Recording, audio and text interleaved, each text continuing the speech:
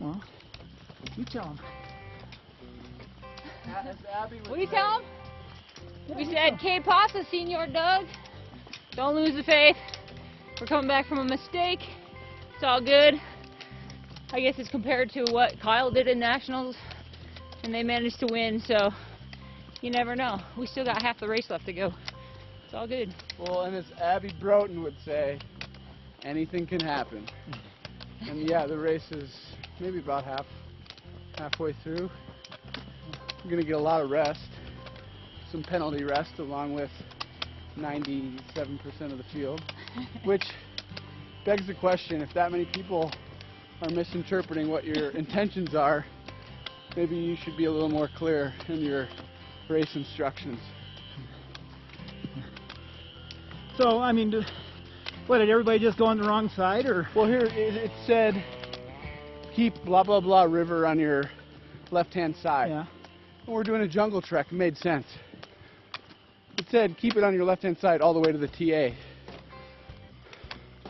But once the jungle trek ended, we came out to a road like this, crossed the river on a bridge. So we assumed, don't try to swim this big river. Yeah.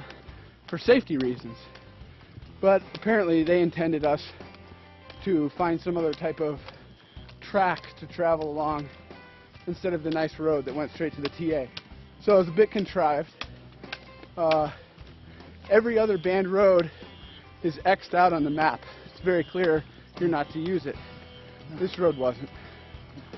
So there you go, 90-some% of the people made the same mistake. They're giving a whole bunch of us some free rest and allowing Seagate to get a 4-hour cushion, but we're going to be rested and we're going to be coming for them. You better believe it. Well, it's good to know, because nobody knows why it happened. Oh yeah.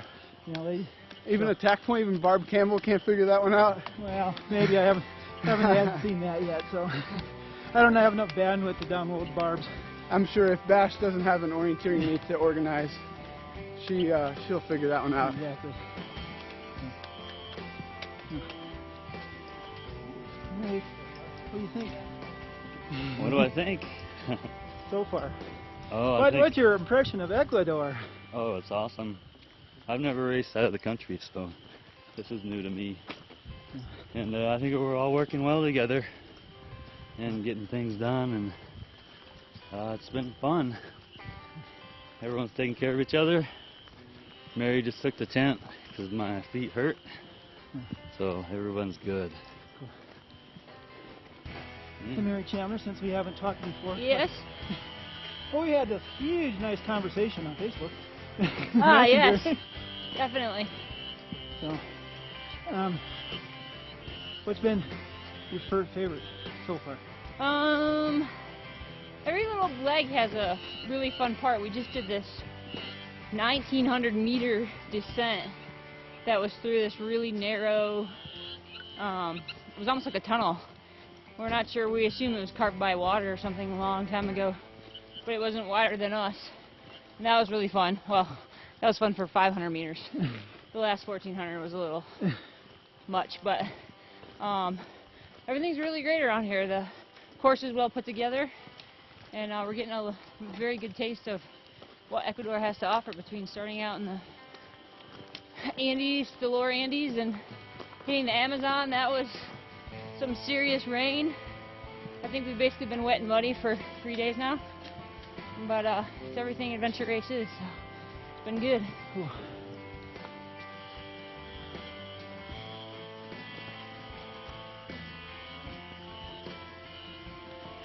This is we're tired of putting our rain jackets on and off, and tired of coming into a TA soaking wet style. Whew. Oh yeah, so you need to talk to Rob. I know, he's hiding from us. I'll let you put your jacket on first, though. That's fine. Hey? No, I was going to put it on. So. Yeah, so, how bad is it racing with these guys? Oh, no, it's lots of fun, actually. But, Yeah, we made a pretty bad mistake last night, unfortunately. But So a good team. I hate to say this, but talk about it a little bit because it's what people noticed it. Yeah. Well, a bit of a combination of few too many things going on at the time. Rainstorm starting, putting our raincoats on. Came down, we knew we needed to fill up with some water at the last creek crossing before we climb a big 1,800 metre sort of ridge to the top of the mountain. And yeah, we just got confused. Accidentally, well, actually crossed the main river, thinking it was a side stream, and then proceeded to search for the track, not finding any signs of where other people had, other teams had been. So kind of gave up on that, and then where it was marked, or where we thought it was marked, somehow, yeah, we ended up doing a full 180-degree turn, and when we found the track, started up on it, thought it was going in the right direction, which it kind of was relative to the side of the hillside that we're climbing. And it wasn't until, I don't know, an hour and a half later when we climbed 500 metres, things weren't really looking right, and we ended up, we were almost back at the TA.